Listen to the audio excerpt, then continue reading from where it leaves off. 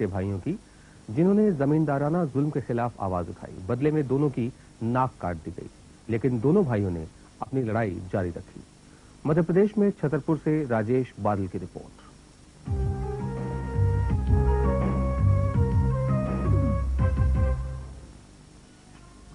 21वीं सदी की ओर बढ़ते दुनिया के सबसे बड़े प्रजातंत्र के कई क्षेत्रों में अब भी सामंती शोषण और बंधुआ मजदूरी की बर्बर परंपरा कायम है।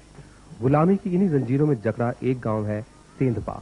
मध्य प्रदेश के छतरपुर जिले में बुंदेलखंड के इस पिछड़े हुए गांव में संपन्न वर्ग और सामंत पीढ़ियों से हरिजनों और आदिवासियों का जबरदस्त शोषण करते आए हैं। उनके खेतों और हवेलियों में बंधुआ मजदूरी करते हुए ये गरीब लोग चुपचाप उनकी मार सहते रहे हैं। सामंतों का जबरदस्त प्रभाव स्टेट टाइम से ही जारी है और उस स्टेट टाइम के से ही वहाँ पर ये जो बाउंडेड लेबर का प्रथा है, बिगाड़ की प्रथा है, यहाँ जारी रही। 13-14 घर थे यहाँ ठाकुरों के। हाँ। तो 13-14 दिन लगातार काम पड़ता था। हल चलने क्या होता है? हल ले चलो, अपने बैल ले चलो और जोतो उनको। सब लोग अपने अपने हल ले जाते थे। लेते जाते थे उनके खेत में। उनके खेत में है? हाँ। और उनका जुतना है, बोबना है, वो फिर कटाई का काम आया तो कटाई में भाई चलो कटाई लगने आए फलाने राजा की, आज मंडी राजा की, बड़े राजा की, तो कटाई भी करें। पैसे नहीं मिलते? नहीं। फिर क्यों तुम लोग मांगते नहीं थे क्या? मांगते थे लेकिन वो नहीं देते थे। पीढ़ियों से सामंतों के इन खेतों में काम करते आए इन लोगों को पता ही नहीं था कि बंधुआ मजदूरी गैर कानूनी है। एक सामाजिक कार्यकर्ता से इसकी जानकारी मिलने पर सेंधपा गांव के हरदास और पुनौवा ने अपने हकों के लिए एक संघर्ष की शुरुआत की। सामंतों ने इन्हें धमकाया और फिर गांव वालों के सामने बुरी तरह मारा पीटा, लेकिन इन्होंने बिना मजदूरी काम करने से फिर इनकार कर दिया। तो इन्हें सजा और गांव भर को चेतावनी देने के लिए सामंतों ने यानी जमींदारों ने 26 अगस्त 1977 को इन दोनों की नाक काट डाली।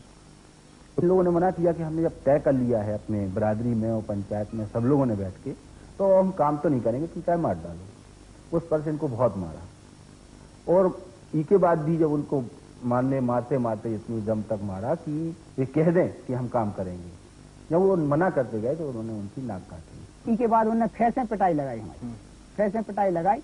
अंत में हमें ये जान के कि खत्म हो गए, मारा गाँव। तो उनने उतर से पकड़ के हमें 2 जन वही संतुआ ने और हल्के ने उठा के वो हमें नरवा में फेंको। गांव के बाशिंदों में दहशत फैल गई, लेकिन मामले ने तूल पकड़ा और सामाजिक संस्थाओं ने हरदास और पुनौवा की प्लास्टिक सर्जरी करवाई। 9 महीने के इलाज के बाद दोनों लौटे तो गांव वालों को नई हिम्मत मिली। सेंधपा ही नहीं, आसपास के बहुत से गांवों में बंधुआ मजदूरी के विरोध में एक जबरदस्त आंदोलन शुरू हो गया।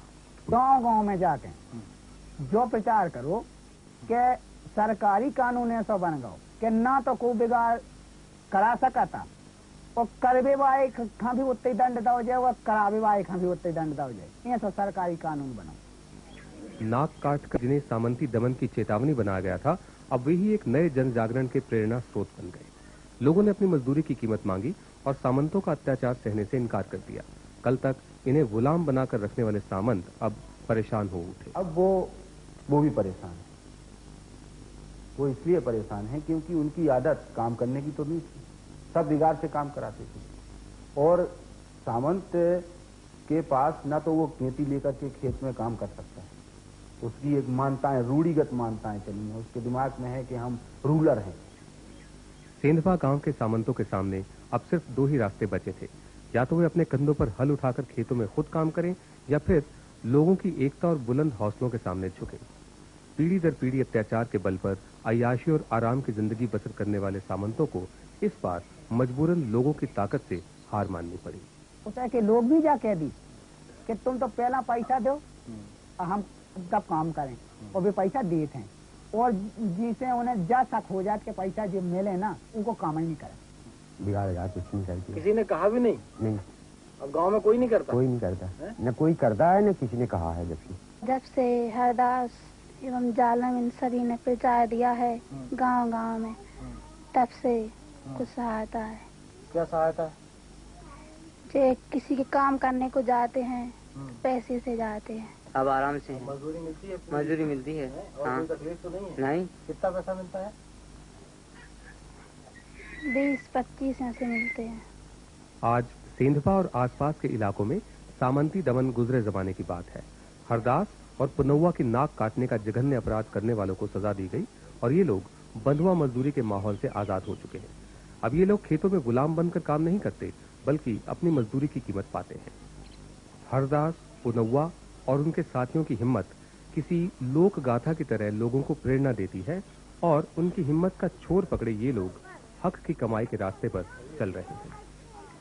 शोषण और अत्याचार के खिलाफ हरदास और पुनौवा के संघर्ष ने सेंधपा और उसके आसपास के गांवों के हजारों लोगों को अधिकारों के लिए संघर्ष करने और लड़ने की प्रेरणा दी है।